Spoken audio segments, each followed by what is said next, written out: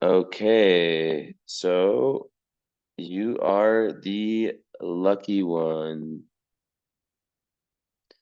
Um, why?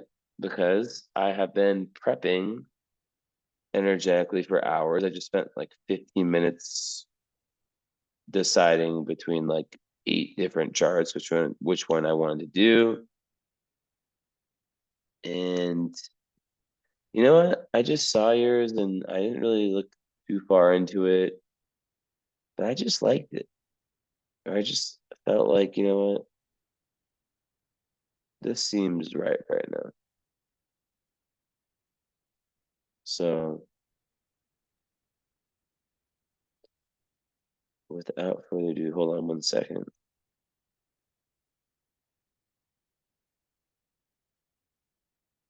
Oh, I need to pull something.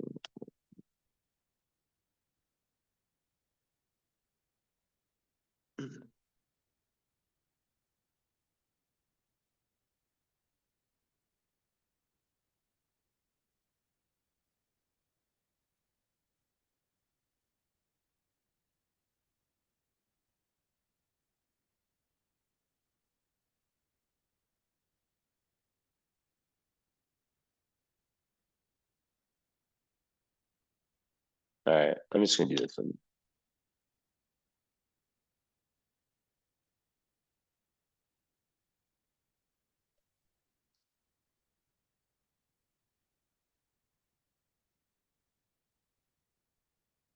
Let me just see one thing first. Oh, okay.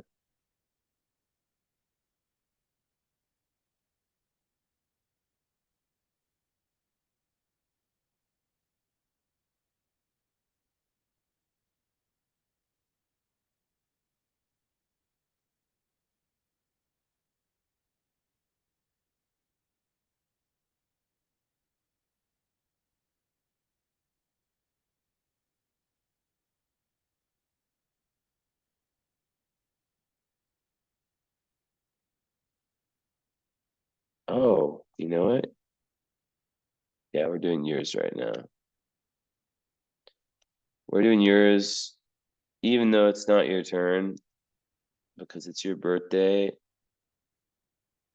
tomorrow.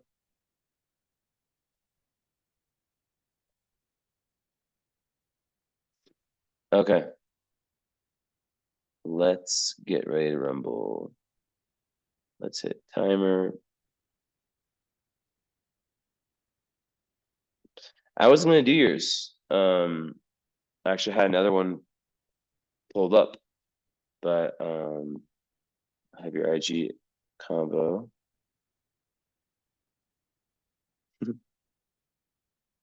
Okay.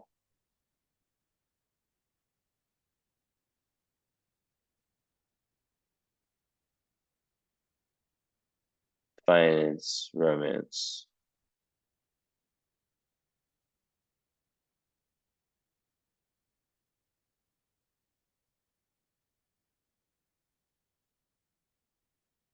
Yeah. So,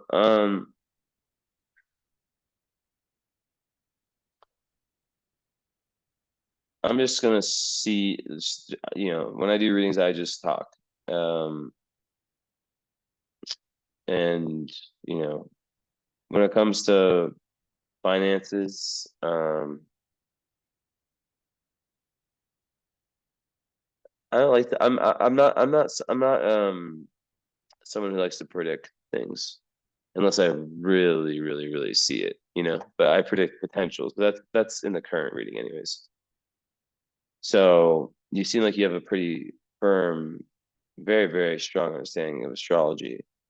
And when someone has that, I still like to give them the same reading because I know how it feels to have another astrologer read you and be intimidated. It's happened. It actually happened. It's happened to me, and I've been very dissatisfied because I'm like, I just want you to read me, like I was, anyone. I want to be reminded of I want your interpretation of me. not like you going into like these crazy specifics. So let's keep it simple, and we'll see where we end up. Of course, for a Virgo moon, nothing's ever simple. So clearly,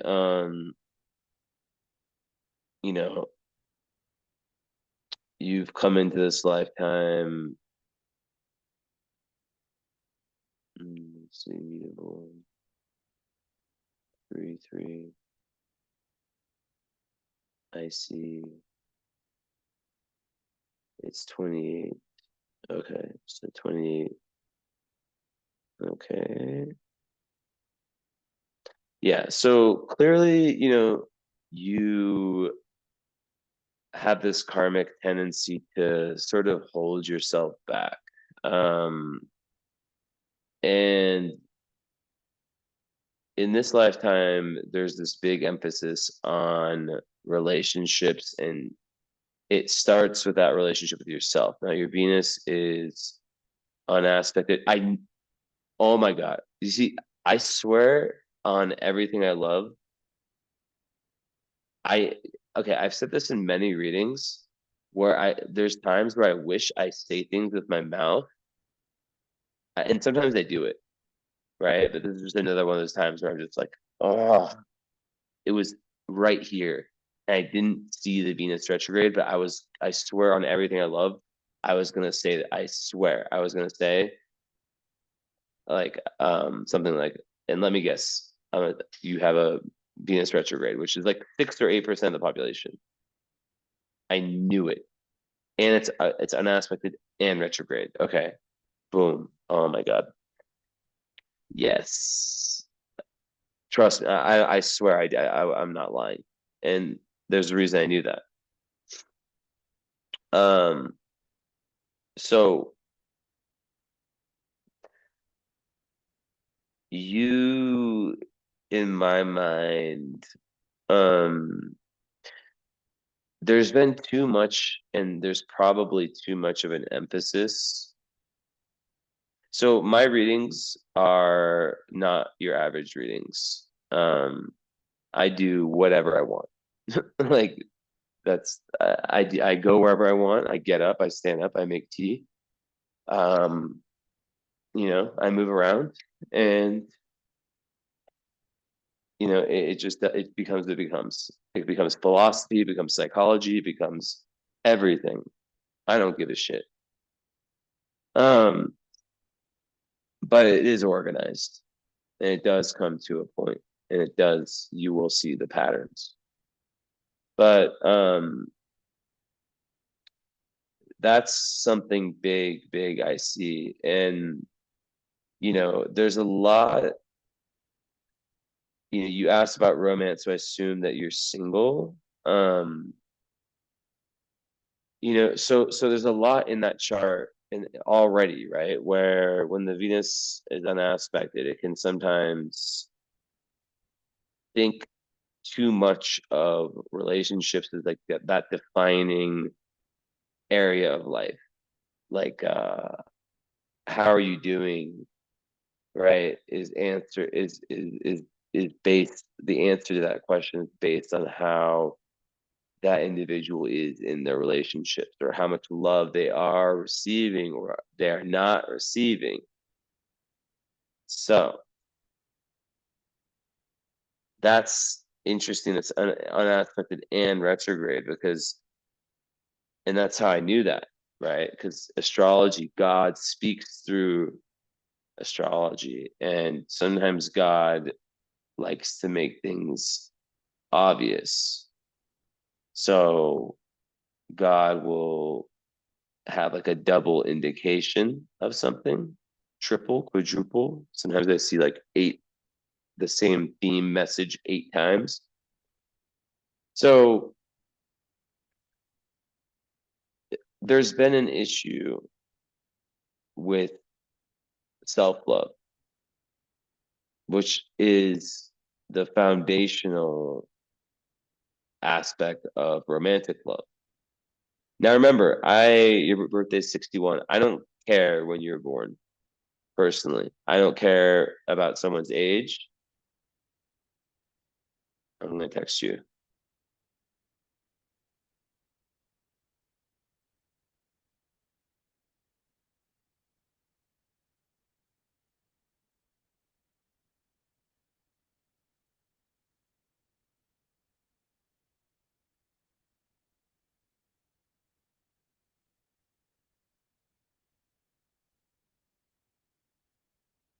So, yeah, I don't care about age. I don't care about any of anything like that, right? Like I read someone the same at you know, 25, 30, 40, 50, whatever. To me it's all about potential, but like I care more about soul evolution, right? Like where the soul's at. And um yeah, so basically you, my friend, like when you have that type of pattern with the South Node where it is with Chiron, um, hmm, on some level there is, like there's a lot, like you are definitely someone who, the whole archetype of the wounded healer, the person who has this ability to really heal other people through their own experience of healing themselves. That's you. You fit into that, and you have that naturally. And I want to say also that South Node in Pisces people, like I think the South Node is one of the most important. I think it should be part of the big three because we live so much in our South Node. So South Node and Pisces people are so Piscean. They always are, and they resonate a lot with that sign, especially early in life. They grow into that Virgo. You have your Virgo moon, so of course that's going to also make that a little bit different for you. But you know, the theme I'm getting is like a big part of this life lesson for you is self-belief. And it came from past lives where you were a little bit misplaced in the sense of your you weren't allowing you weren't allow your environment or your personality or your framework of truth, your framework of ideas, and kind of what you're working with, um was limited by your surroundings and also by your relationships, right? So we see the ascendant descendant squaring the nodes too, and then we see Neptune ruling the South Node from the 12th. Interesting. So we're getting a lot of the signs of this past life mystic, and it's like an individual who, on a soul level, is so giving, so caring. Um, and this is probably the last time I'll get up, just so you know. I had one person once who was like, only had a few bad clients in my life, and one of them was like saying she's like, you kept getting up, but really she was just like mad because um I didn't even do a chart reading for her. I did it for her boyfriend, and the reading, and like I was so nice to her after. I was so like diplomatic and nice that she ended up admitting like that the reading was really, really good. But she was like mad that like I was getting up, but the more I kind of probed, or not probe, but like I kind of got to like see, she, like when I really realized it's like, oh, she was mad because I didn't even know that was her boyfriend that I was doing the reading for. And in my readings, I talk about love. I talk about like, what your perfect kind of, like, she's a very like manipulative, spiritual, kind of influencer, really, really gross person. Like you watch her for like 20 seconds and you just, or 10 seconds, and you just cringe and you just hit unfollow. But yeah. Anyways, she was like one of the only ones, but I don't know. Okay, that was tangent. Sorry, Virgo moon. Um, but yeah. So, anyways, um, there's definitely this, yeah, this element, like you have this like real past life mystical healer energy in you. Um, but yeah, because of your the kind of your thoughts of yourself, you weren't able to find a higher a higher truth that you could um subscribe to. And also on that point, you you have always had the talent, you've always had the ideas, you've always, you always had the wisdom and the intuition, but the self-belief wasn't there. The creativity you had that naturally, right? But when you have North Node Virgo, your task is very much in it's with Pluto too, so it's not a normal North Node Virgo. It's like a North Node Scorpio slash Virgo. But then you got the moon there also, right? But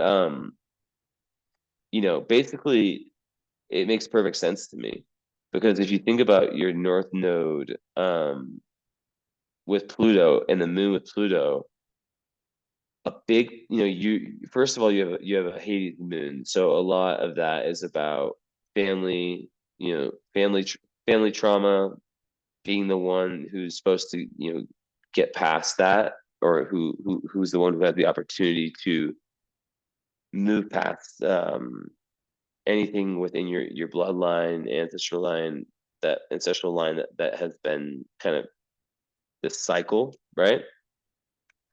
But there's a lot of like karmic inheritance there. And a Hades moon person is someone who's come into this lifetime and has said that I'm going to have it hard.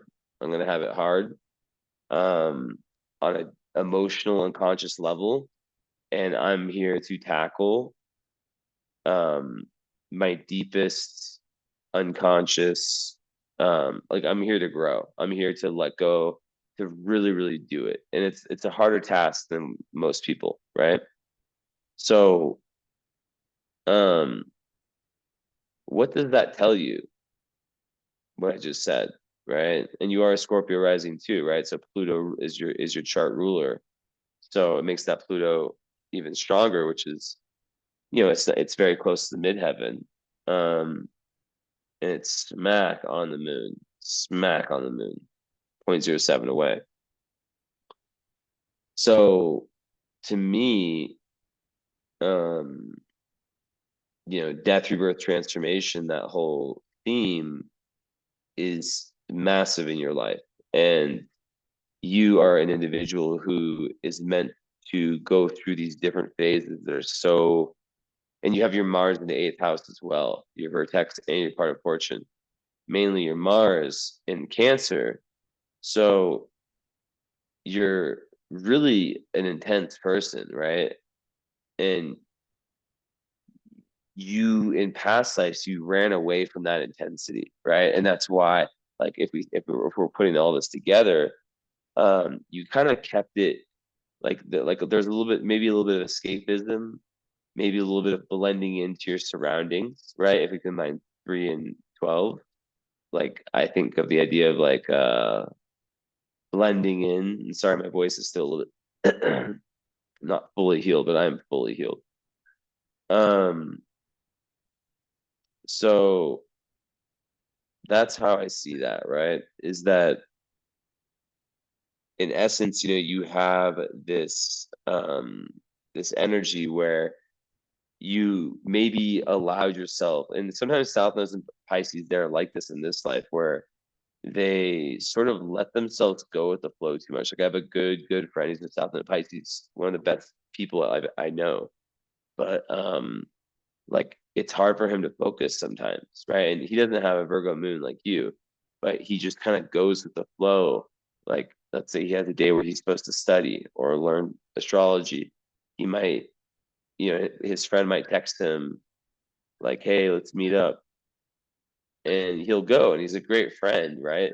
but then it comes to boundaries, and that's what the Virgo North Node it's asking you. It's like you are here. It's there's a saying in India. What was it? It's like the tree that allows itself to get picked from the most has the least amount of leaves to offer, something like that. So, um, you got to put a fence around that tree sometimes. If you're always giving, giving, giving, giving, then you just eventually have nothing to truly give, right? Um, give yourself, I mean, and then if you have nothing to give yourself, then it stops your growth. So that's kind of one of the challenges for that nodal axis. And with ninth, that is about you leaving behind low third house stuff, which can just be the trivial blah blah blah, and heading towards that high. And I love that your Uranus in the ninth house. Love that placement. Pluto in the ninth house.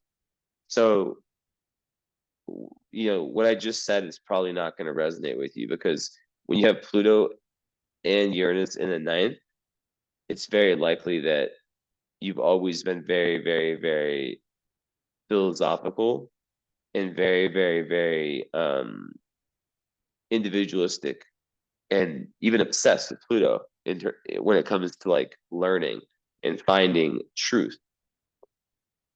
Truth is everything at the end of the day because what you deem your truth to be directly parallels your dharma, what you deem most important for you to do on an external level. So with that said, you've got this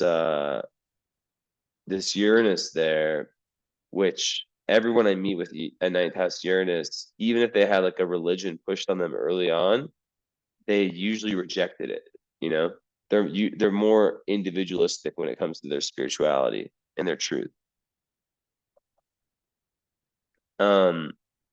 But then Pluto ninth house, yeah, I mean they can be fanatics, but typically it's just like someone who, you know, really, really wants to find the truth, wants to travel a lot, wants to, they might feel like they weren't karmically connected to where they came from, their country. I know you moved from Tehran to London. That's all I know about you.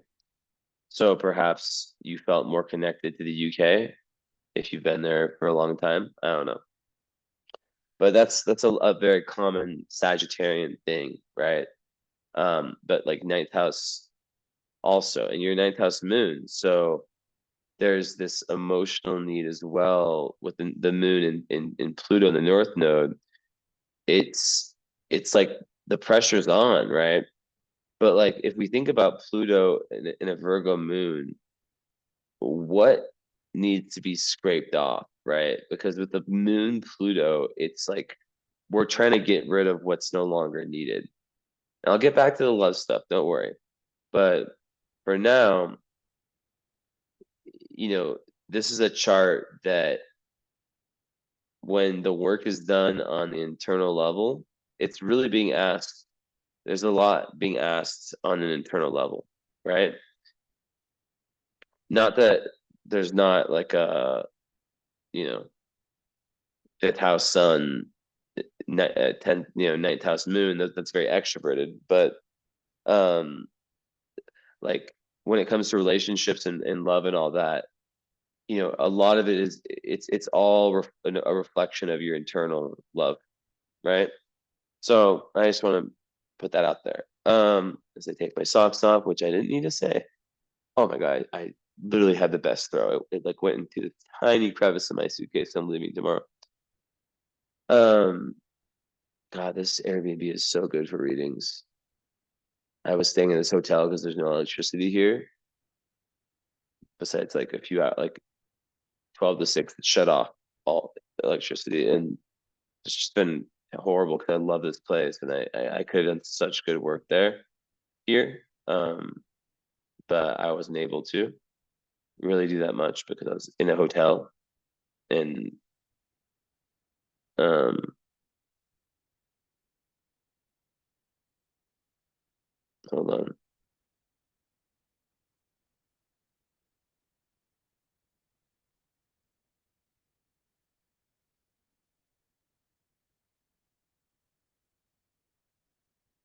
Yeah. So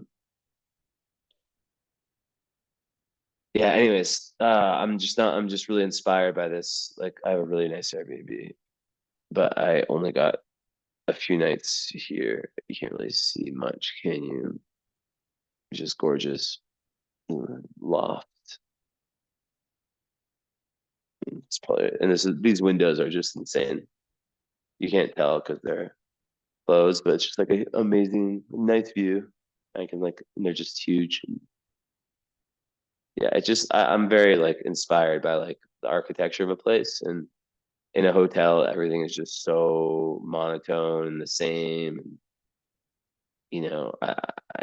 I don't like it was bad. It was but they were the only places with generators. So I felt like I was like paying to be like in a prison kind of, to be honest.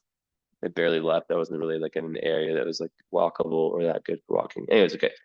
So yeah, as I was saying, the intensity is on for you in this lifetime, and I think you have past life pain, but you ran away from a lot of this work in prior lives. Now, as I was saying with Pluto in Virgo moon, a lot of it, and this comes back to a lot what I think a major theme will be is perfectionism, and you know, moon opposite Chiron, yeah. So that's a karmic placement, right? A karmic aspect. And and let me turn this off for a little bit. Stop share. Okay. So that's a karmic one. And usually that's like I don't like to go with the mother father thing, but a lot of times that is, a mother wound. Um but I like to refer to it as more from the pain coming from the early upbringing. It's the moon, so it's on the emotional level, and it's coming karma. It's a karmic pain. It's a karmic pain, and because it's close to the IC, right? How close?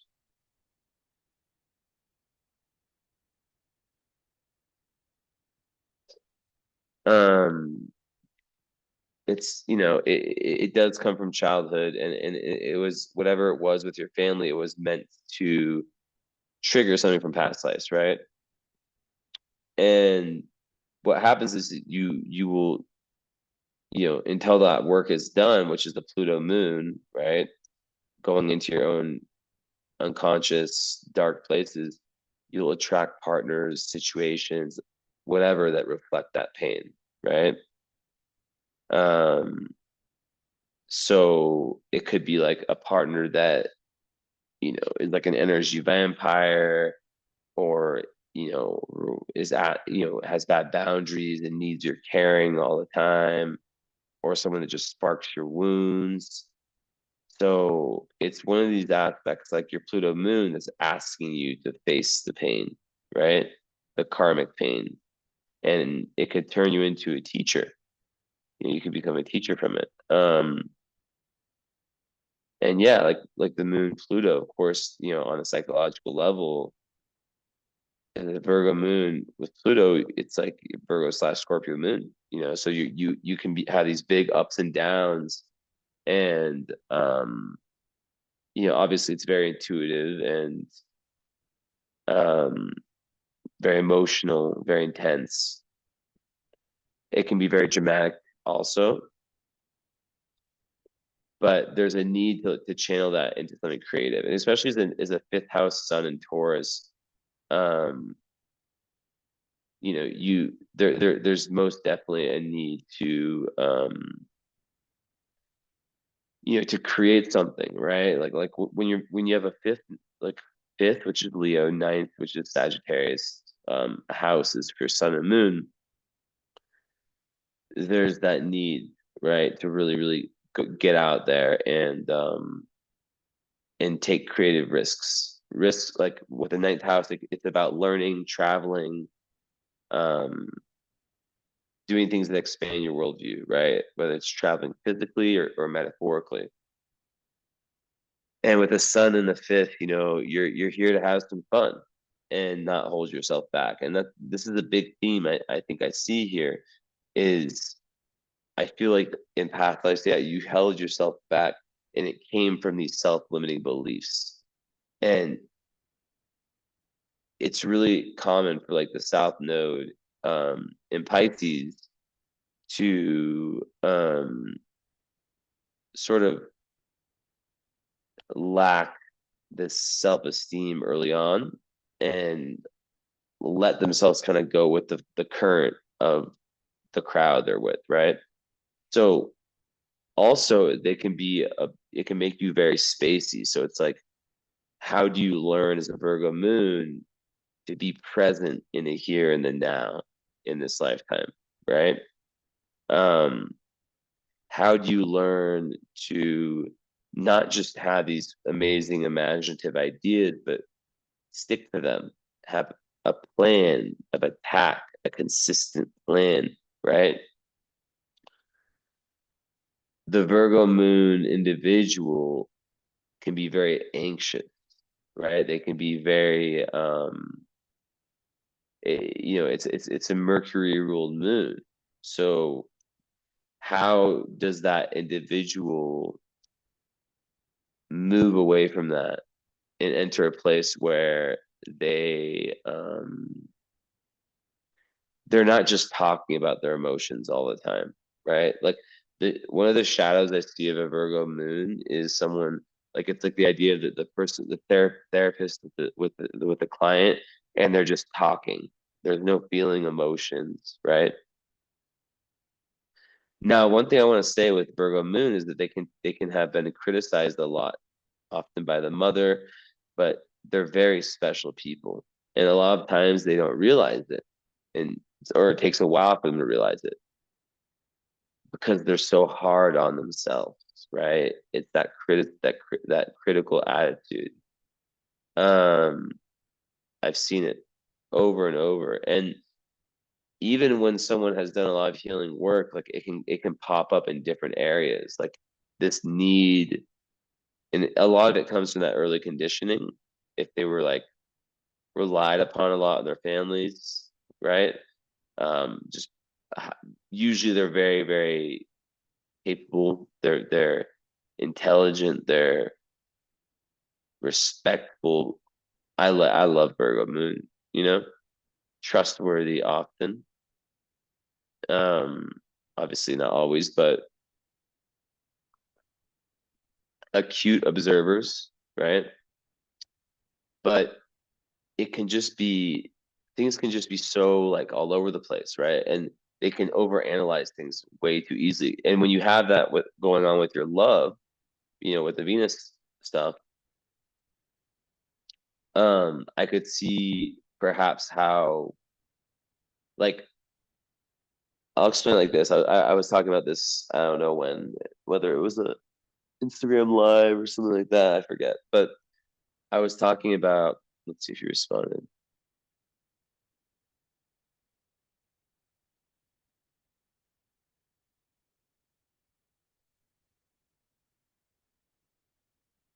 Mm,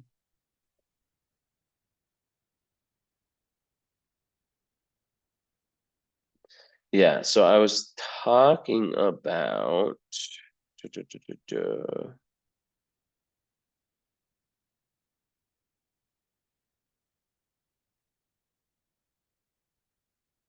one sec.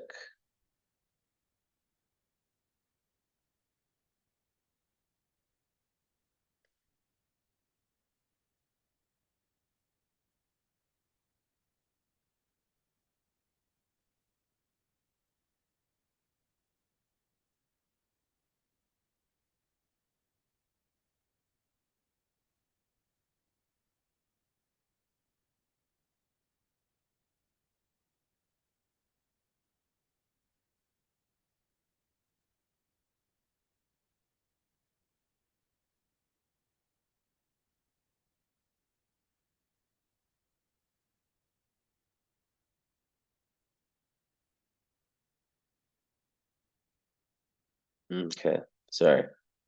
I opened up a message I wasn't supposed to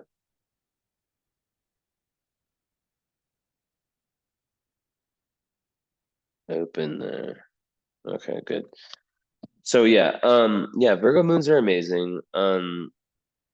But like sometimes, yeah, they just have that anxiety, that need to control everything. And they can be very, very perfectionist with themselves, and that if they're perfectionist with themselves, that 100 or 0 attitude, like they can have that same energy towards partners. And it's really important for them to have partners who take love seriously, who take relationships seriously, but then also opposites attract, right? So that's like when I do compatibility readings, it's another specialty of mine, um, as well as astrocartography and teaching astrology and pretty much every reading you can imagine. Um, I do astrological counseling too, 2 degrees in psychology. If you're ever interested, but yeah, basically there is that need to have this sense of this order in your world, right? Um, which doesn't always bode well for relationships. But like obviously relationships are based on matches, you know. No, there's no such thing as someone who's good at relationships. Well, maybe, yeah, yeah, there are like bad. So there's definitely people who are bad at them, right? But yeah, I mean, like the Virgo moon is very much about um productivity, and it's just very, very active. And the question is, can it slow down? And when you have Pluto there, Pluto with the moon is, like I said, um, a very intense placement. Um, I've seen a lot of it where there's like this like competitive energy with the mother. Also, as you're watching this, please, I know you will because you're Virgo moon, but you'll probably watch this many times. Take notes. For the follow up, I like it's a rule at this point now. I need it's led by you in the sense that I'm gonna ask you, you know, to go through everything, or just like not everything, but just like any questions, but mostly just like we're comparing what I said to your lived experience. So it's a reflection. You're taking what I said and you're reflecting on it, and we're putting the puzzle together. That's the goal. And it's also how I learn, right? I taught myself astrology. So, yeah, I would say, mm,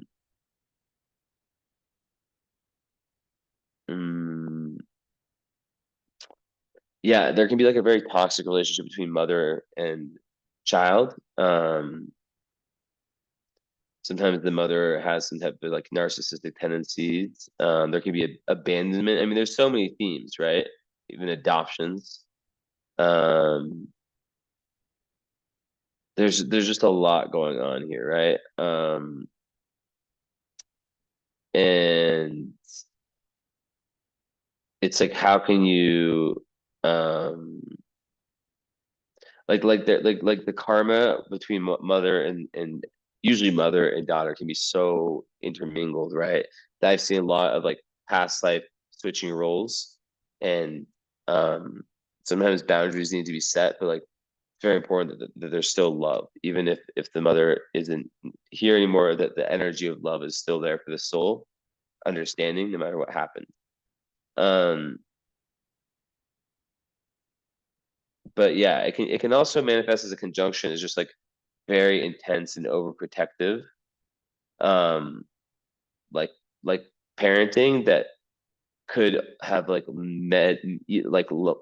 even been like fearful, like led to um a manifestation of that person having fear. And usually the moon Pluto, it could indicate like, the early nurturing not having felt safe, right? And just also having potentially taken on a different kind of dark emotions or energies from the mother, which, like I said, passed on generation to generation. So there's a lot of potentials there. So yeah, a lot of times that child did not feel free, did not feel sovereign when they grew up. That doesn't, it doesn't mean that there wasn't love, right? Um, so yeah. Um, I've seen, I guess I would say there's just like this long family pattern of control, manipulation. Sometimes it's just like mother knows best type energy, or like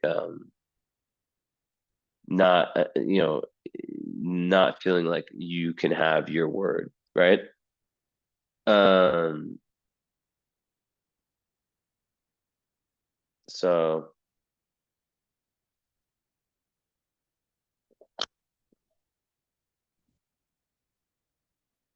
yeah.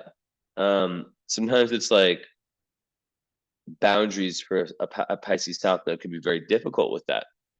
And part of the karmic lesson can be about, creating your own life based on your own truth, ninth house, right? Your own travels, getting away from where you're from and really just, yeah, kind of creating everything, on your own. So, but there is definitely usually a mother wound with a lot of what I'm seeing here. Um, yeah. So let's see.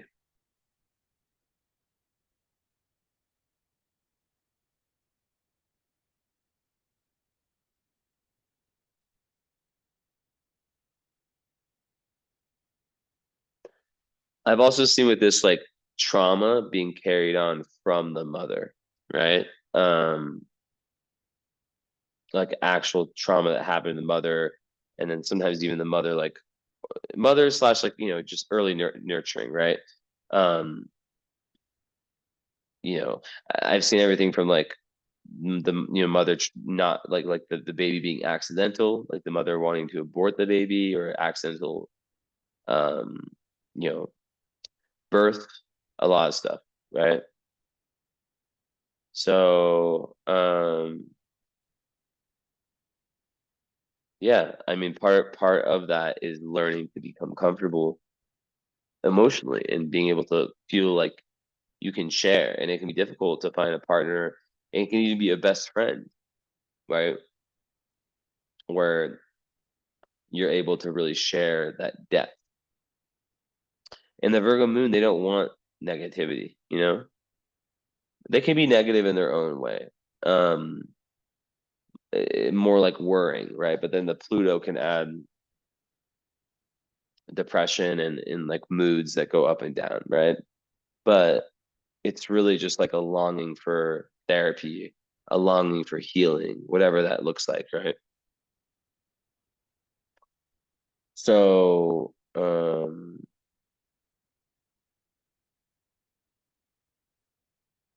yeah, Virgo moons are just very nurturing people. They give nurturing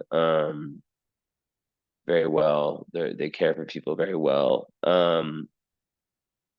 And yeah, like they're rational, logical, and usually not overly emotional. But with Pluto, that's gonna push that away. Pluto, will definitely make you very, very sensitive, um, and very tapped into the undertones. But yeah, what can be difficult is that you observe everything, you see everything with that eighth house Mars too, but then like it can be like this obsessiveness, right? This, which can be great in lots of areas, right? I imagine like for success that this would be very, very good. But with a caveat that is like sometimes people with this type of placement, like nothing's ever good enough. It's like they have this one massive goal, they reach it, and it's like more money, more problems, right? It's like, and then they're kind of stuck there, but they're not realizing like how amazing they're doing. And then they get to that next goal. But it's like if you actually look back at the past and think of a goal you once had that you crushed and where you are now compared to it. It's crazy, right? I do that as well, like um, I do that as well. Not that I'm like mega successful or anything like that, but um, like there was once a time where I didn't think astrology, I didn't know if astrology was going to be my full-time job. So, yeah, I guess like with love, it's also like the question is like, is someone worthy of your trust? Is someone, so there's lots of analysis that goes into it. And, with Pluto and Virgo, you have this psychological, intuitive understanding, and then like that analytical, like physical, like being able to look at someone's like body language and their eyes. So it's really good for that for you can imagine lots of different careers or whatever that have to do with that. Um, yeah, I think Virgo moons are very good friends, very loyal people in general, as I said earlier. But usually, yeah, like they show their love a lot of times more by, of course, Taurus is very touchy, right? And I don't really go so much into the sun sign. I'll go a little bit, but you know, Virgo, Taurus, you're Earth, right? So it's very, very practical. Taurus does like touch. Virgo moon, they like to conversate. Um, and usually they show their love by like the actions, like what they're willing to do for someone. And they cannot stand Virgo sun, Virgo moon, like usually like they'll do little things and it breaks their heart when those little things they do, like it might be like, let's say like driving 45 minutes out of the way to pick up like the person they love's favorite type of cake or something, or cheese or baguette or whatever, and or like cleaning something, to surprise their partner or whoever. If that goes unnoticed, like it's heartbreaking. you know. I'm like that too. I don't have Virgo, but I have a lot of Virgo traits because I have a Virgo mom. Um, so yeah, like part of the North Node Virgo and the Virgo moon is like having activities, having a daily routine, having um yeah, that day to day that just makes sense for you, right? And that's good for you, that works for you. Organization, obviously, cleanliness, all that stuff. So, yeah, I would say also Virgo moons can, like when it comes to like emotions, because it's Mercury, they can sometimes it intellectualize their emotions, which means that they can hide them. Um, it can be a little bit uncomfortable. So they might only show them people who are very close to them, right? But because Pluto's there, um, the emotions will be a lot stronger, right? So it adds elements of that Scorpio moon, which can be like very, very private, um, and just learning like the ebbs and flows, the ups and the downs. Like, you know, for example, following the lunar cycle would be very key. I told a client lately to do this, and she did, and she's had great success with it. And I told her, get a journal, and I want you to follow, go on Google, search current planets, and just look at where the moon's at, and just journal. It doesn't matter if it's a poem, whatever it is. The moon stays in the sign every 2.5 days, and you could journal every day, or you can do just one entry for kind of how the moon was for you, and then start to see like after a few lunar cycles, you'll start to see a pattern. You're like, huh, it's interesting that I feel this way when the moon is in Leo, right? Um, I might start doing that. I say that now, but maybe I will. Should I write that down? Let me think. It would be interesting. I'm gonna write it down real quick.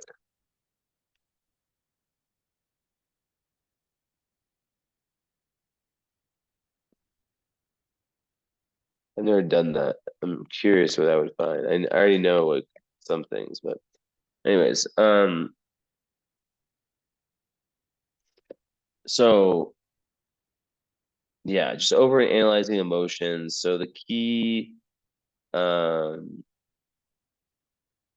you know, is mindfulness, right? Um, yeah, and yeah, just being able to track your emotions and kind of see when you're being overly, critical of yourself and perfectionist and so forth. And yeah, and also when you're over prioritizing the needs of other people and putting yourself second. Um, so yeah, because like a lot of Virgo moons can take on like I said, very toxic relationships sometimes, where they feel like they almost want to subconsciously take on the role of the caretaker because, um, that's it's like a metaphor for them taking care of their own inner child. Um, mm, I think Virgo moons in love and just in general, like they oftentimes feel very underappreciated. And when you meet a Virgo moon, it's like very important to give them lots of compliments and tell them like the honest thing. Like, like tell them how much you appreciate them. Um, like I can think of Virgo moons where it's like they're amazing, and then you give them a compliment and they're like, "Oh my God, like that means so much coming from you." And I'm just like, "What?" Like you're the amazing one. So yeah, one of the key lessons is like when it comes to like being self-critical and being critical of other people is letting others be who they are, even if that's imperfect, right? Letting other people grow. You can't force a flower to grow. Um, and just like getting past that fear of not being good enough. Like if your best one day is 70 out of 100, learn to love that. If your best one day is 50 out of 100, learn to love that. If it's one day you get 95 or 99 or even 100, learn to love that, but don't hang on to that, right? That was a good day. I did well. But it's the days where you're not at your best. Those are the challenges. And it's where it's when you don't judge yourself for it, right? So it's really important. Um, so I think another thing with love is for you, it's like having common values, right? Like there's of course like and the Taurus does need that security and all that. But you're not want you want someone who's also very serious about a relationship, right? So,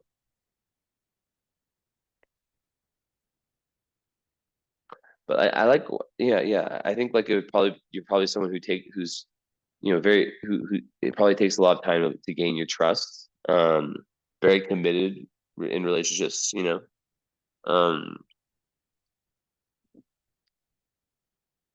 and yeah, sometimes staying with a man that doesn't deserve you. I see that a lot with Virgo men women. So like that, there's that need to work on the self-esteem. You know, like I always say, Virgo, they feel like they're here and other people are here, but like they think they're here and other people are here a lot of times. So when you pin that all to the karma, it's like the karmic aspects. It's like as a Scorpio rising, you're meant to, you're an old soul who's meant to step into this mystic, this mystic, this organized mystic, right? And this person with, it could even be like, a moon on the midheaven is very good. is a public figure, someone who's meant to make a mark on the world in whatever they're doing. Now it's Virgo. So yeah, I mean that's the fifth house Aries in Aries Mercury. So yeah, I mean I think like a creative there it could be like a creative field. You could be someone who has multiple careers, the money maker and the thing that you love doing that's like your hobby. Maybe astrology, who knows? I teach astrology 101 if you're ever interested in taking classes. Um, but yeah, there is a big need for you with that fifth house to be creative. Um, and of course, having like an exact sun trine moon is beautiful. So usually that does mean that the parents, in my experience, like have like a good relationship with each other. But I've seen where it doesn't as well. But on a psychological level, as you know, it just means that Virgo and Taurus go perfectly together. So it creates an easygoing person usually, where the emotions have a nice contribution to the overall direction of the life, purpose of the life. But complacency is possible, right? Um, but overall, a lot of times it's like a lot of times it does speak of like a good marriage between the parents, um, at least between each other, where there's like or where there's like a similar message that you got from parent A to parent B, right? Like there's not this conflict between like the yin and yang sides of you. Taurus and Virgo very similar, both 5 degrees too.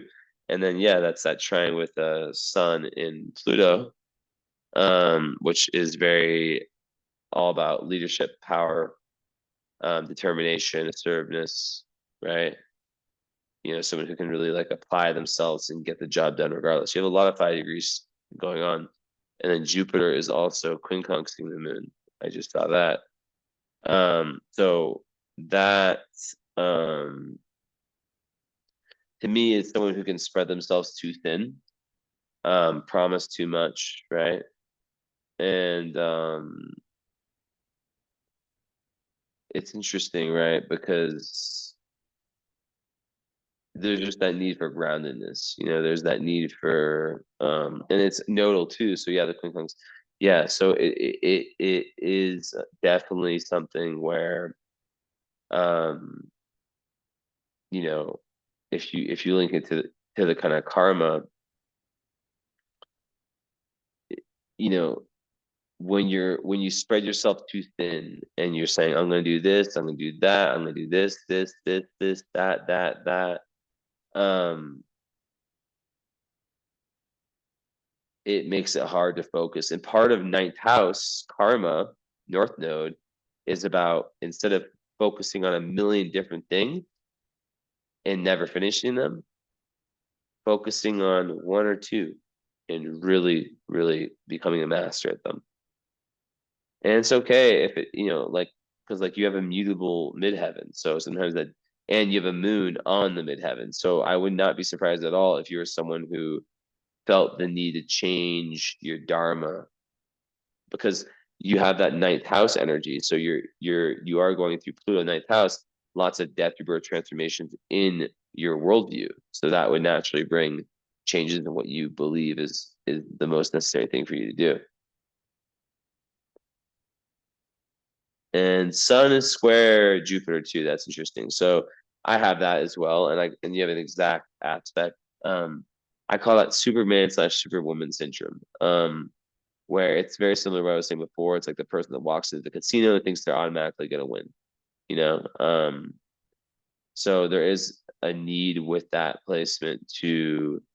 It does create, a very good leader, someone who's super, super, but they can take too many risks sometimes, right?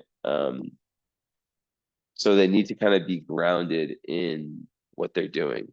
So I'm gonna plug my phone in. But they need to be they need to like learn the expression sleep on it, right? Sleep on it.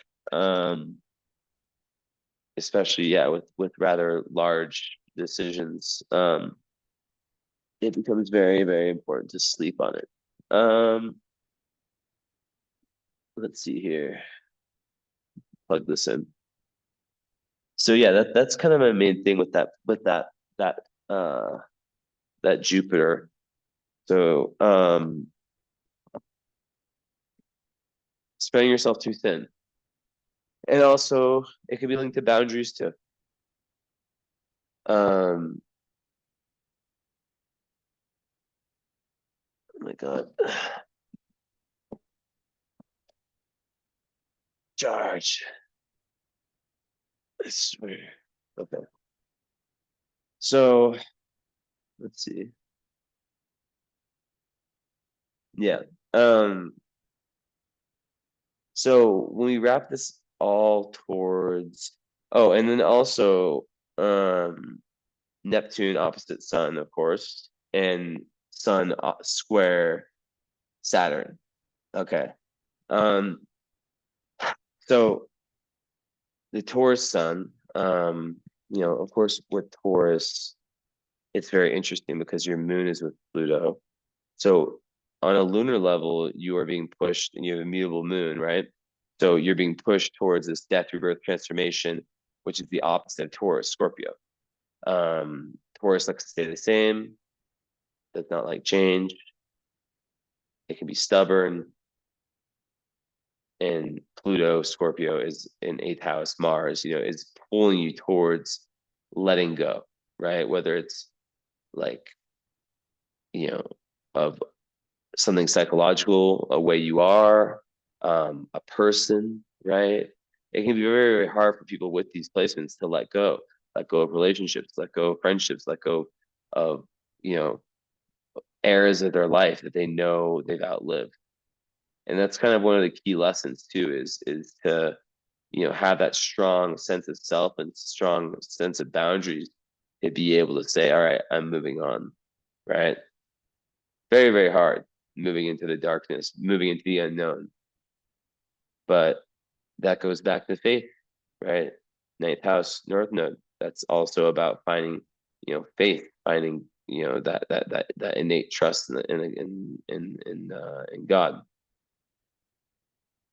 So Saturn, interesting.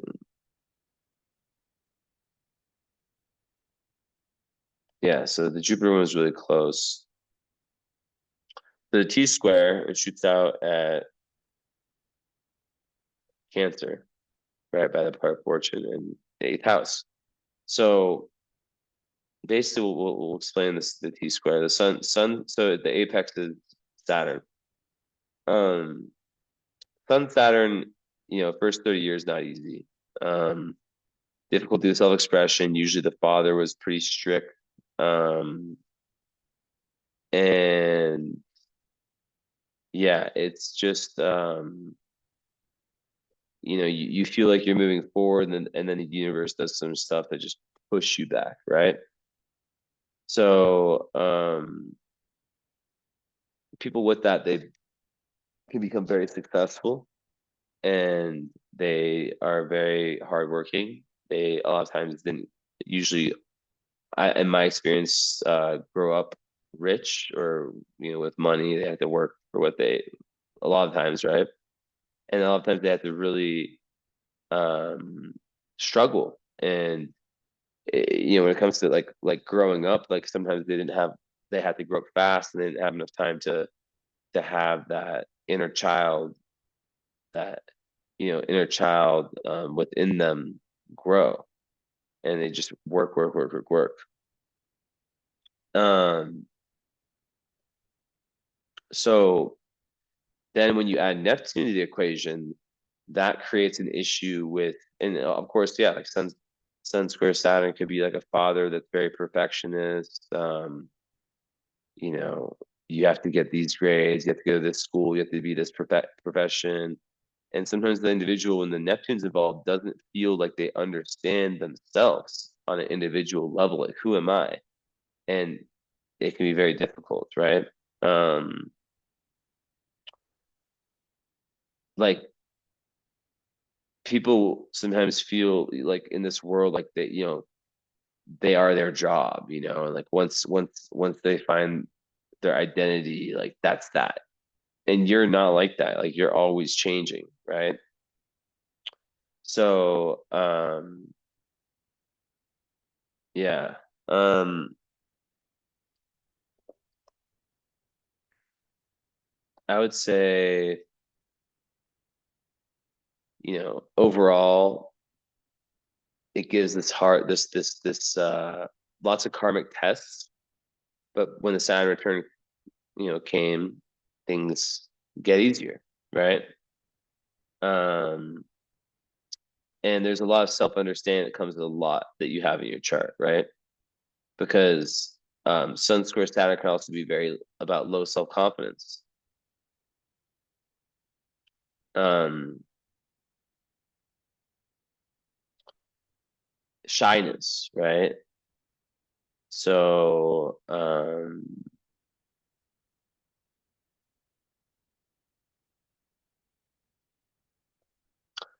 I think one beautiful thing about Saturn too is that it brings gratitude because like the person, like because they had to struggle, they yeah, they tend to have this real gratitude and for what they had to overcome as they age. Like everything with Saturn gets better with age, right? But yeah, like when it comes to setting boundaries, that's another, aspect that's talking about how important that is, right? Because the struggle that could come with that is very much around identity with Neptune and self confidence, right? Um, Especially like if you were not pushed forward by you know parents early on, which it's interesting with the Sun trine Moon. Curious to hear about that. So you add Neptune to the equation, right? And Neptune opposite Sun, and that is like identity issues, right? And what can happen is that you have Neptune in the 12th house ruling the South Node. So it can kind of trigger these past life issues that you had with identity and with putting yourself forward. And there can be this sort of blending in, right? Where it's like, if you felt early on like you had to work, work, work, and you had to like, you didn't have enough time to like, play and explore and do whatever, then it's difficult for you to know who you are, right? And Neptune, Sun opposition also, even though the Sun in Taurus usually is quite firm in their identity, it can still, yeah, kind of like make self-confidence lacking, right? And it can also create boundary issues as well. If especially so like you see how this theme of your chart, everything comes back to self-esteem and self-love. And this all comes back to that Venus retrograde. Because when you have Venus retrograde in past lives, you couldn't find it within yourself enough. And you have the South Node square the descendant. So, there's an over reliance on relationships or an imbalance between self and other.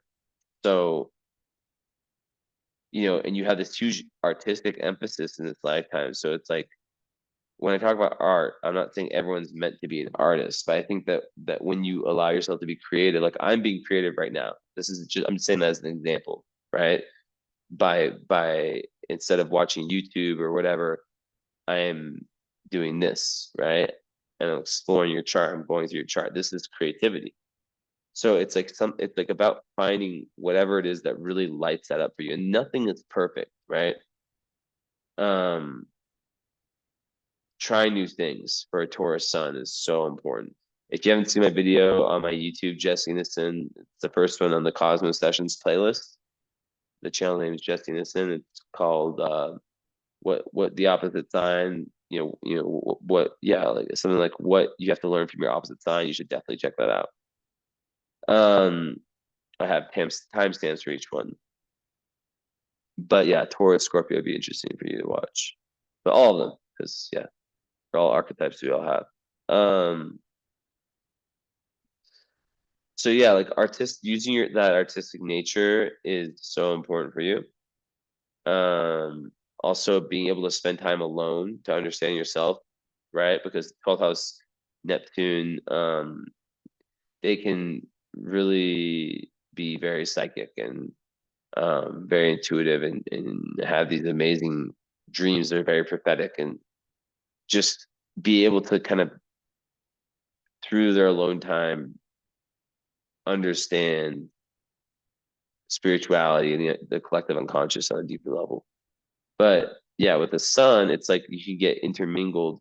You can sort of lose track of your own kind of like journey, right?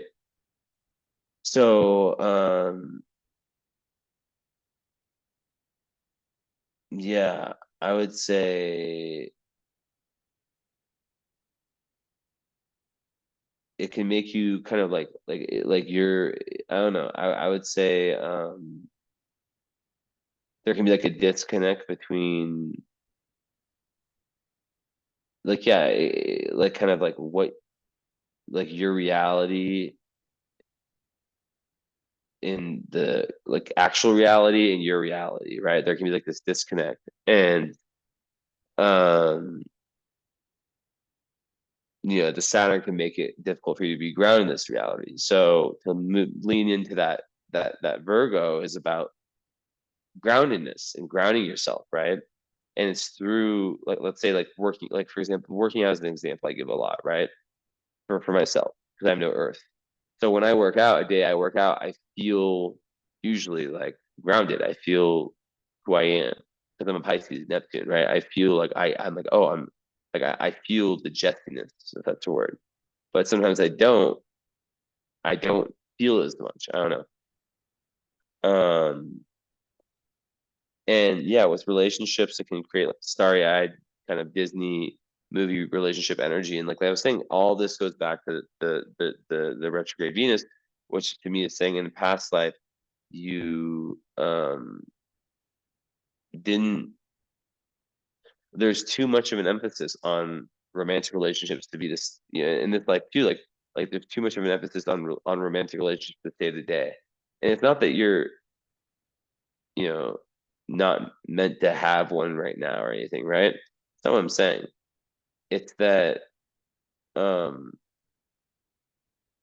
I believe that with relationships, it's an interplay between free will and fate. And I've seen, like my own mother has been single for a long time. My father, when they divorced, my father's had girlfriend after girlfriend after girlfriend, right? So it's just like, why, right? And it makes you think about karma and what lessons someone learns single as opposed to what lessons someone learns in relationships. If I had to guess based on my mom and my dad, I would say that my mom, my at least my dad, is not. He definitely he's a piece of work. Um, not in a like he's like talks or anything like that, but like he's definitely like, eh, that's pretty very. He's a pretty charming guy, so it's not hard for him to. Yeah, my mom is amazing too. It's just I don't know. Yeah, I'm not gonna get anything about mom or dad. That's yeah, that wasn't going anywhere. But like the whole like this is so beautiful because the T square I'll show. So T square is like a bow and arrow, right? You see Saturn, square sun. You see my cursor? Saturn square sun. Also, you could add Jupiter in there too. Um, and then square Neptune.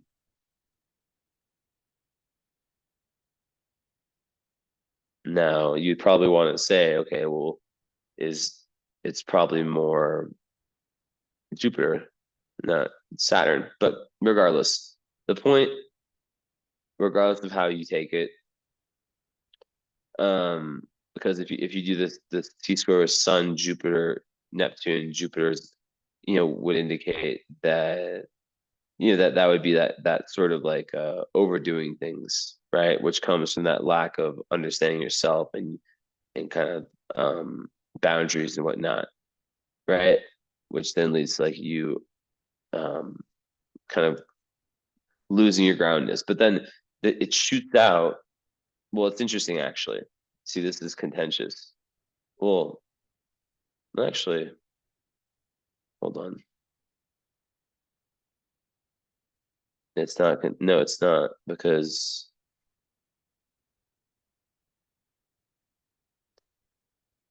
yeah. I mean, either way, it's shooting out here, like right on the edge of the eighth and ninth house, and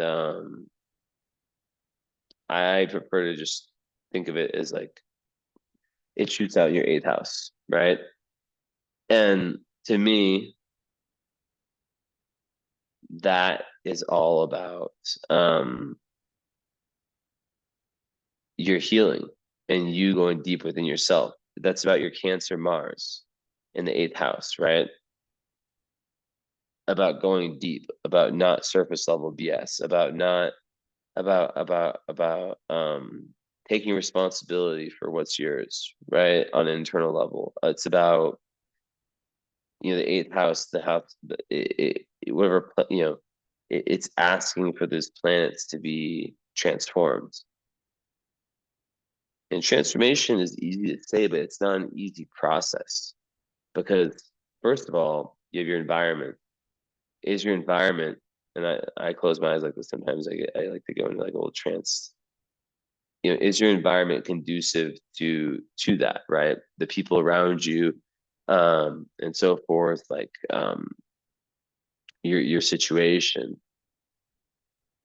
As an eighth house Mars, usually there's more of an aggressive push towards that, towards the esoteric, towards um, everything unknown, right? Towards that kind of core self of like, I'm going within myself.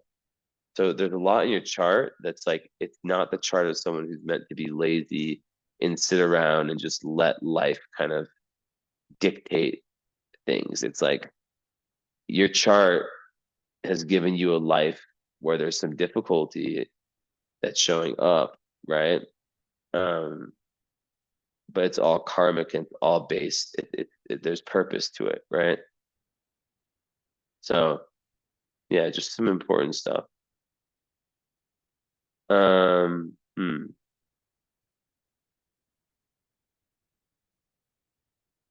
So yeah, that's kind of how you heal a lot of like that, the identity stuff. Then when we bring it back to like the Venus and the love, Venus and Aries, so many of my clients have this, and I believe that it's because they are here to value themselves. So when it's retrograde, there's lots of karma you have with relationships, but it's really, I see it more as that relationship that you have with yourself. And when your South Node's in Pisces and Neptune's opposite the Sun, to me it makes me think that maybe you sell yourself short, and maybe there's some of that Disney movie kind of pink cloud, and maybe this is more in the past, right? I've just like, oh, this, Prince Charming's gonna come and save everything. But like, if there's one thing I've learned, it's that people do not like to be put on pedestals. I actually had this experience lately for myself because there's a girl that I'm not with her, and we actually stopped talking, and she messaged me the other day, but I didn't really say much back. Um, but I did really like her. And basically, sh do I want to actually use this example?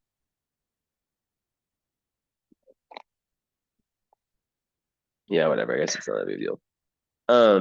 No, yeah, like I realized that like, when we never dated, but like, when I was like seeing her and stuff, it's not that I put her on her pedestal, but like she just took on such an importance in my life. And I feel like if I would have played it cool, it would have worked probably. But it was so hard because I really like this girl. I still do. I still think that I think she likes me too. And I think that she's Pisces like me. I think that the way I'm playing it now, I think that it might take a long time. Um, but yeah, I don't know. I feel like I think that something will happen. But I got to see from another girl after that experience who was putting me on a pedestal. And it actually happens a good amount. Not that I'm like anything special. I'm just saying that like that feeling, like I even have a friend, right? I have a lot of female friends. They're just platonic. And I have one that like unfortunately I think even though she's amazing, I think she likes me and it's kind of uncomfortable because like she like sent me some message the other day and then deleted it and I saw it but like she didn't know I saw it and it just kind of like was weird like she had some dream of me and it was like a horrible dream and she's like no I don't want to see you again but like what that's supposed to mean you want to see me again like you live in Colombia you're my friend. um so yeah like that to me was like kind of like and maybe she doesn't like me. Maybe she has like these little things that happen. I don't know. But the point is like I've had like a lot of those experiences that's showing me that like whenever I get placed on a pedestal by someone, I don't like it. And I've talked to several females, several people in general who just who find it more attractive when that person like I like a girl who has her own life and you know she does what she does and I'm like of course I want to be like one of her priorities but like if I become her if it's too easy like in the sense of like she likes me too quickly or I don't know it's hard to explain it's just like I don't want her to just be where I can tell that like every conversation she's having is about me to her friends. I don't know. So that's just something, yeah. But like, so yeah, with Venus there, I think there's a lot of past life reruns. You're meant to really go within yourself and find what you value, and a lot of that comes through your creativity. So creative outlets, whatever they are, um, you know, it's not just art. It's just being able to have fun, being able to let go and individuate. That's how I see it. It could be through children as well. So, yeah. And yeah, when we talk about communication, um, I could see perhaps why, you know, Mercury, T square, Mars, Saturn, right? I could see why that, um, why that could sort of create a dynamic where, maybe there's some shyness there. Mercury square Mars can just create um, just the mind being sort of all over the place at times. And then just difficulty with concentration. And Venus Saturn is very much like a lot of times people with that day in doubt. Um, they can be very, very stubborn, and have issues with shyness and with communicating their thoughts and their real thoughts, really getting it out. And your Mercury is in Aries, which is a very fiery Mercury sign. So it's quite interesting, right? But Saturn would make, yeah, um, it would create lots of hurdles for you to like feel like intelligent and feel like like your word is valued. So, yeah.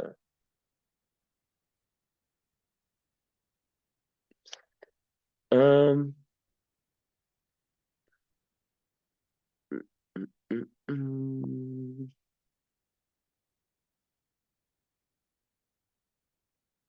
I think like Mars in Cancer too, like very, very defensive of their family, cares about causes, great nurture. Sometimes they can have issues with defending themselves, right? Going back to the boundaries thing, with assertiveness. So, yeah, I think Mars in Cancer, the more aware it is of its emotions and the emotional boundaries, if someone crosses the emotional boundaries, that's when it can become a very strong Mars sign or like a Mars energy, but it has to be very, very aware of its emotions and what's comfortable, what's not, right? But it's placed in the eighth house, which is a nice place for it. Um,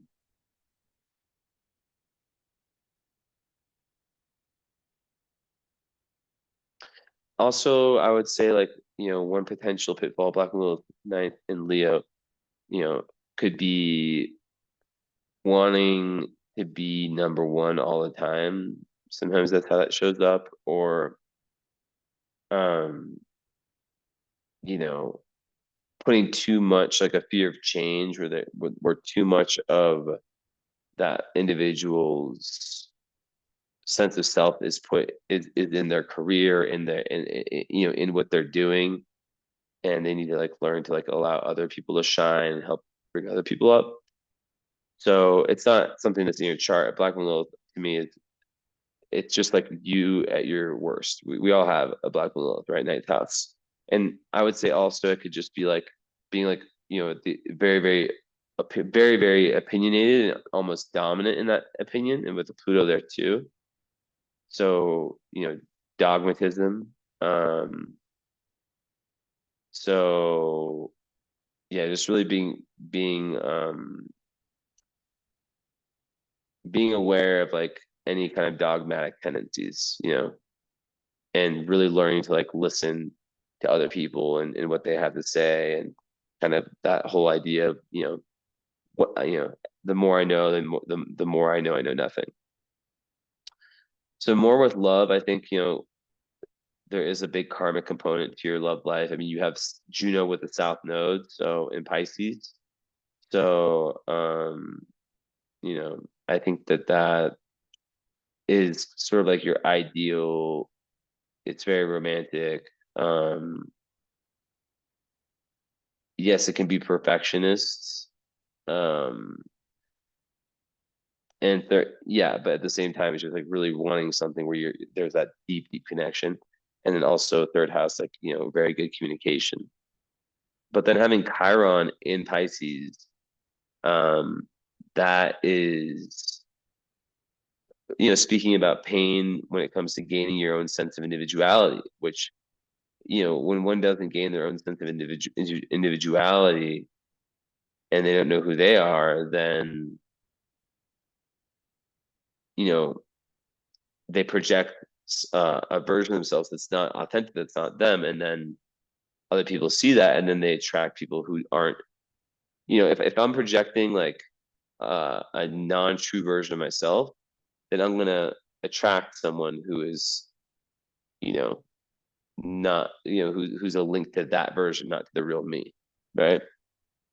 So also it's just an amazing placement for a healer.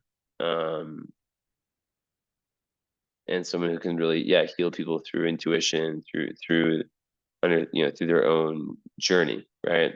Through their kind of going into their own journey. Um, Second house, Saturn, right? That one is interesting when it comes to money because I've seen some very successful people have that. It's 29 degrees too in Capricorn, so it's in the best sign for Saturn. Um, I've seen like millionaires, like multi millionaires with that but they're like afraid to like spend money. It's like they because they came from very poor often, so it's like they fear like even if there's like I have an uncle who my dad's side grew up quite the farm not rich at all from farm in France, and they've all done quite well for each other for themselves, all my dad's brothers, but like I have one uncle who and he's got to be like 60 something, right? Or 50 something. And yeah, he's probably built or like bought and completely remade with his own hands like 20 something houses. So he has a lot of money and he will not spend anything, like anything. He'll buy the cheapest things. He won't do anything. And it's just and he has this, right? And I can think of so many other people who have that. So it's like this emotional um poverty, right? And it makes people, yeah, so it can make people like really huge workaholics. Very good at working too with Saturn and Capricorn, very good workers. That's what I owe all of my ability to be a hard worker too, right? Well, no, that's not the only thing, but yeah, like so yeah, just lots of karma. So it's just like about not being too overly attached to finances, If you allow that to be everything, then there's gonna be difficulty. And eighth house Mars also when it comes to finances, it can make someone, quite like very good at like seeking joint ventures. But then also there can be kind of it's really just about like the balance between the metaphysical and the physical.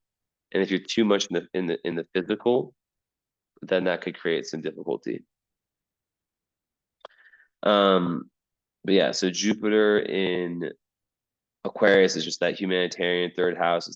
It's someone who's very, perhaps like it does help with some of the potential shyness of just being able to have like a very broad mind. It really helps with that, which is very important in your chart. And Jupiter in Aquarius is about humanitarianism. It's about friends. It's about like-minded people, goals, um, technology, stuff like that. So it would make one expansive in those areas. Usually what I see with Jupiter and Aquarius people is that they give a shit. They're people who give a shit about the world, right? And when I say liberal, I don't mean like politically, like by current standards, but I mean like they're accepting. They're people who want to make the world a better place, essentially, and are willing to work as a team.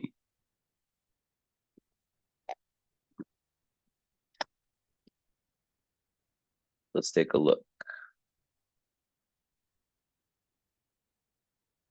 Another thing about, yeah, like South Node in Pisces with Chiron is like you have to like on a karmic level, there's definitely a tendency to be in self-pity, to wallow in self-pity.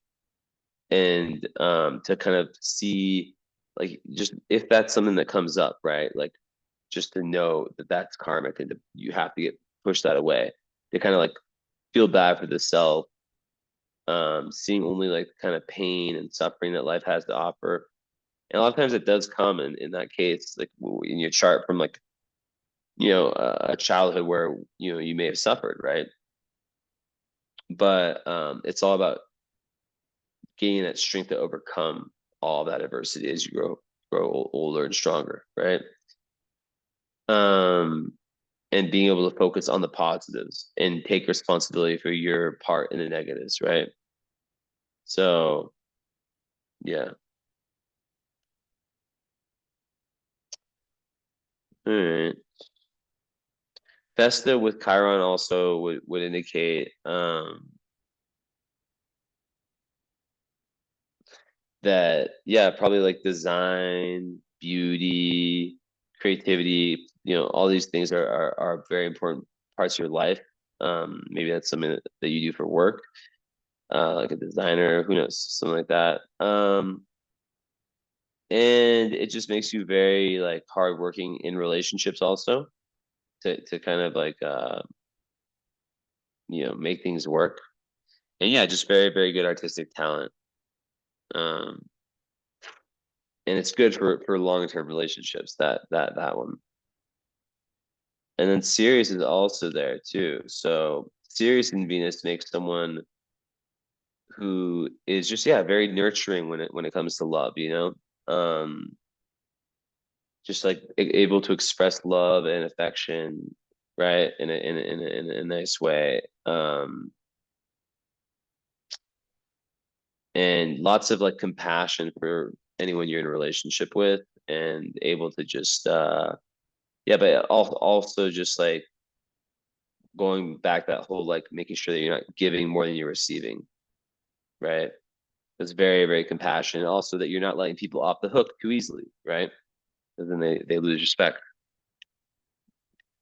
So part of fortune, very important in the eighth house, that's kind of like your flow state in Cancer. And it's like a cherry on top, right? It just goes to show that when you're doing the inner work and you're creating this internal relationship with yourself, um,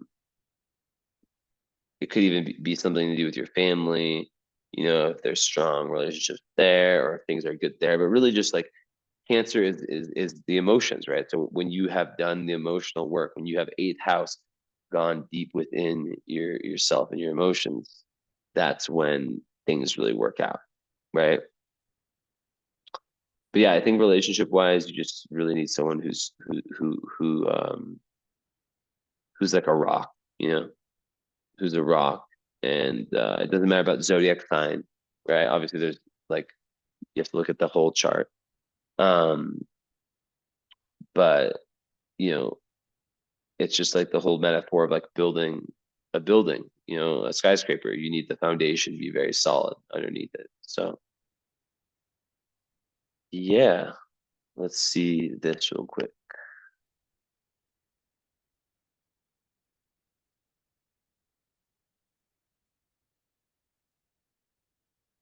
And also you have Mars opposite Saturn. I didn't notice that until now.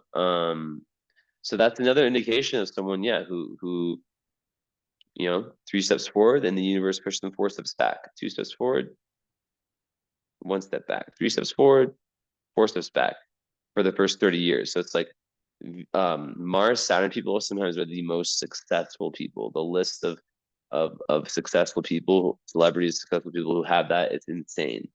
But it does really make you know that person have to go through lots of overcome a lot on their journey to success. And also Mars in eighth house, I would say on their journey to intimacy. And since it is finance too, I can imagine that it would be, you know, probably for the first 30 years, like lots of like, you know, just having to make it in that area. Difficulty with that, but then success in the end. Okay. So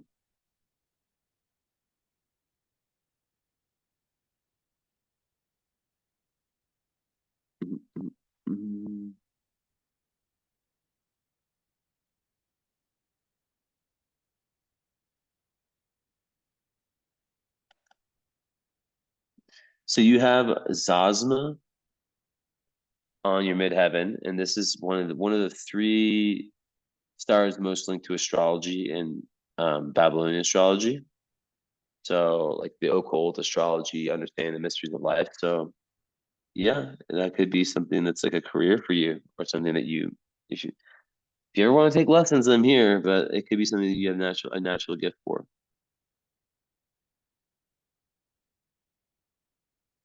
Not just astrology, by the way. Like it could be many different things. There's just things like that, things in that domain. Whether it's tarot, Reiki, whatever. And I'm just looking for fixed stars or asteroids of importance.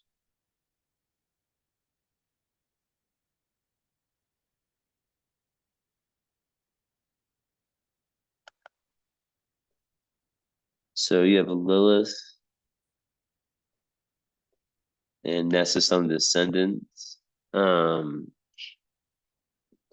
So Lilith is one of the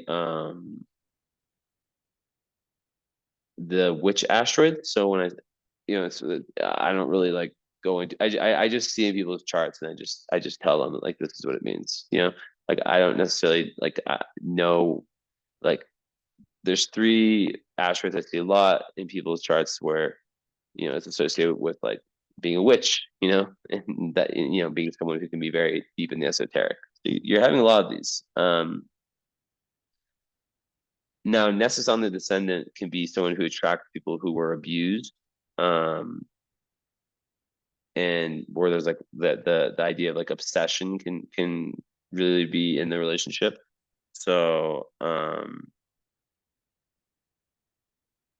yeah, it can bring like abusive or like very like obsessive relationships. So that one's a little bit tricky, and since it's Taurus, it could be of the financial nature.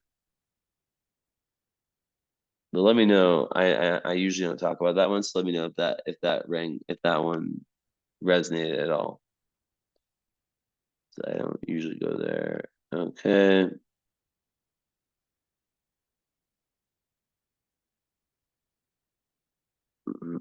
Another one I don't usually look at.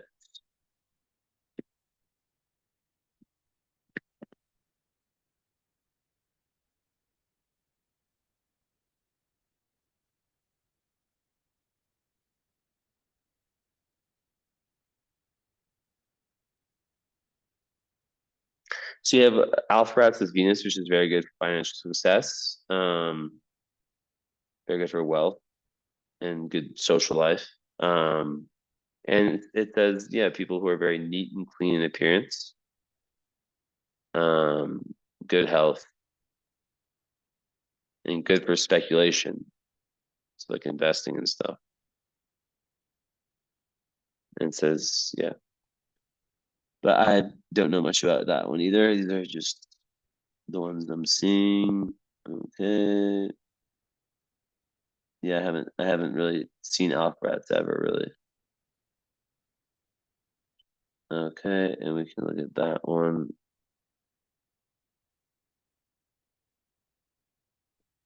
That's a commanding one, but I wonder what it would be with Saturn, if anything important, probably.